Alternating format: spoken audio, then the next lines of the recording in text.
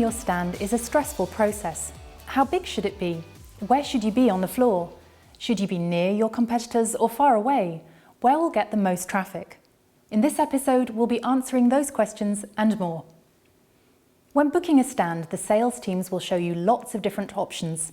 The sizes appear to be fixed, but bear in mind that a show floor is an open space and a floor plan is always flexible. So don't worry about what's there, focus more on what you need.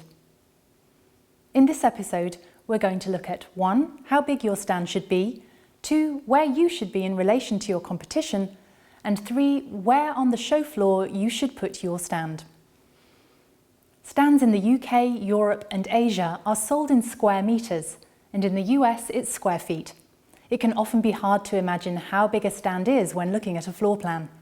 As a rule of thumb, for each person who will be on your stand, you want between 6 and 10 square meters or between 50 and 90 square feet.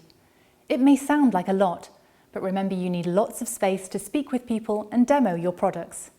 You don't want your stand to be too big if you're only going to have a couple of staff there, or else they'll look very lonely. Chances are, if you've picked a good show, you'll be joined by many of your competitors. The question is, should you be near them or far away? Think about this. Have you ever been driving, looking for a petrol station, and then found a junction with a station on each corner? Why is this? What the petrol retailers have done is turned that junction into a destination for petrol stations. These commercial clusters are convenient for people looking to buy petrol. However, if 3 of the stations are Esso, Shell and BP, and the 4th one is John's Gas, then likely poor old John will be out of business in no time, as he's not been able to invest in brand recognition and loyalty at the same level the big players can. When selecting your stand location, consider the following. If you're in a fragmented market with lots of small, substitute competitors, cluster around them. If you're a smaller company with large competitors, go near them to get spillover traffic, but not next door or you'll look tiny in comparison. These strategies will ensure you maximize the natural destination traffic for your product, but also leverage your brand position for maximum effectiveness.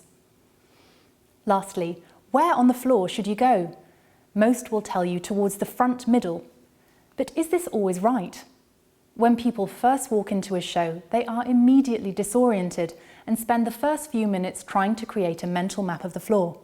They are almost blinded to stands at the very front, as their brain is trying to process a huge amount of stimuli already.